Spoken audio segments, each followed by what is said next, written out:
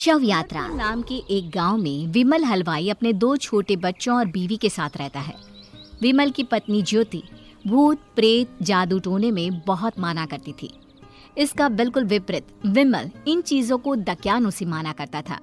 रोज की तरह विमल अपने मिठाई की दुकान जाने के लिए निकलने की हड़बड़ी में होता है। मैं निकलता हूँ ज्योति, देरी हो जाएगी, दुकान भी खोलनी है मुझे। अजी ध्यान से, आज अमावस्या है। रास्ते में कोई कपड़ा या कुछ भी गिरा हो तो उसे लांग मत दीजिएगा, बगल से चले जाइएगा। अरे ऐसे तो तुम मुझे पागल ही कर दोगी क्या?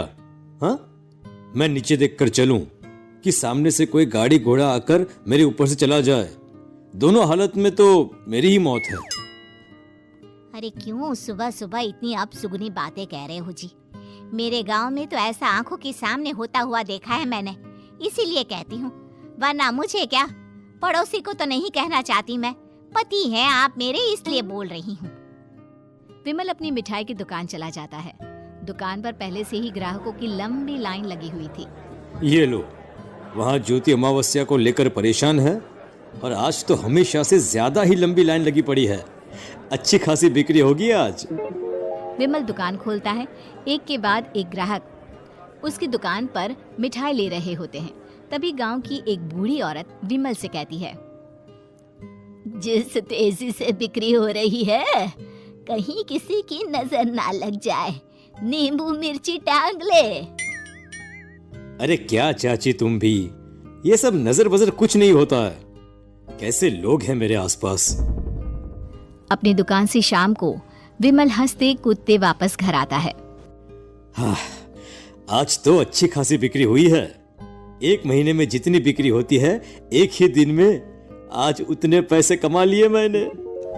ये तो बहुत अच्छा हुआ जी, आज ही घर की नजर उतारी है मैंने। बिक्री तो अच्छी होनी ही थी। अच्छा, तुम खाना लगा दो, सारा माल बिक चुका है। मुझे शहर जाना होगा, कुछ चीजों की जरूरत पड़ेगी। रात भर मिठाई बनाऊंगा, तब जाकर कल सुबह दुकान खोल पाऊंगा।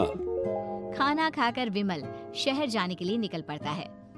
सुनिए जी, ध्यान से जाइएगा। चौरस्ते पर किसी जादू टोने की चीज पर पैर मत रख दीजिएगा। हे भगवान, हद हो गई ज्योति, ये तो मैं जा रहा हूँ। विमल गुस्से से शहर जाने निकल पड़ता है।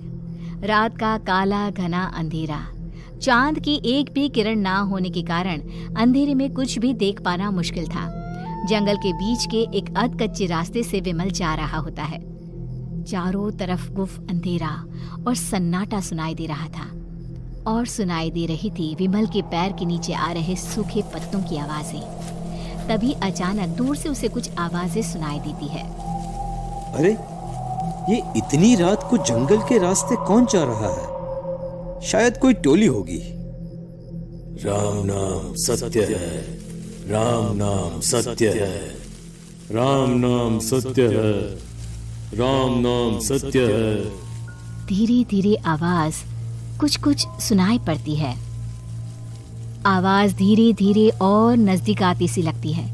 विमल देखता है कि उसके सामने से सजी धजी सफेद कपड़े में लिपटी एक अर्थी निकल रही है, जिसके साथ 5 लोग ही थे।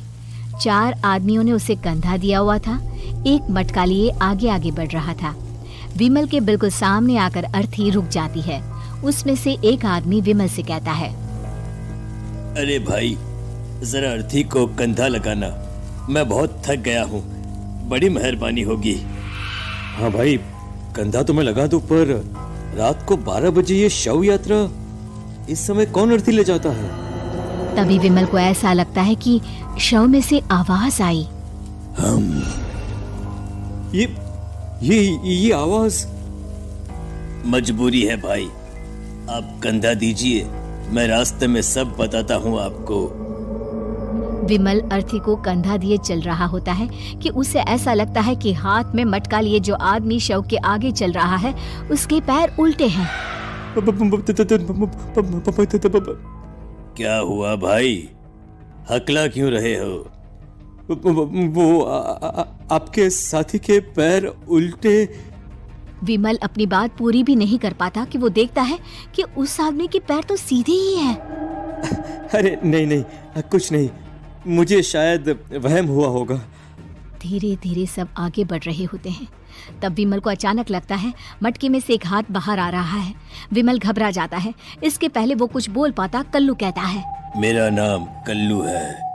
हम 6 दोस्त थे, जिसमें से एक को तो तुम सोया हुआ देख रहे हो। इतनी पक्की दोस्ती थी कि जैसे हम सब सगे भाई हैं। पर किस्मत का कोई क्या कर सकता है। आज से 4 साल पहले एक नदी में हम सब नहाने गए थे, जिसमें डूबकर राजेश की मौत हो गई। किसी मजबूरी के कारण हमें उसकी अर्थी को रात को ही शमशान घाट ले जाना पड़ा। हम 5 उसे ले जा रहे थे। 4 साल पहले आप 5 में मैं कुछ समझा नहीं। मंकू अपनी गर्दन पीछे घुमाकर अपनी आंखें बड़ी बड़ी कर विमल से कहता है, अरे भाई, पूरी कहानी खत्म होने दो, फिर बीच में बोल लेना, ठीक है? तभी रास्ते में एक हादसे में अपने दोस्त के साथ हम सभी मर गए। वो सामने देखो, हमारा दोस्त। विमल सामने देखता है। उसे दिखता है कि एक ऐसा आदमी जिसका शरीर कई जन्मों से पानी के अंदर रहने के कारण सफेद पड़ गया है। उसकी आंखें बाहर की ओर निकली हुई थी। फिर ये अर्थी किसकी है? अर्थी के साथ के लोग अर्थी को नीचे रखते हुए एक साथ विमल की ओर देखते हुए कहते हैं, तुम खुद ही देख लो। विमल शव पर से सफेद कपड़ा हटाता है। शव की जगह खुद को ही देखकर विमल के होश उड़ जाते हैं। वो शव विमल की ही थी। पलक झपकते ही विमल उस अर्थी की जगह पर होता है। 6 के 6 दोस्त उसी तरह अर्थी को उठाकर चलने लग जाते हैं। राम नाम सत्य है। राम नाम सत्य है। राम नाम सत्य है।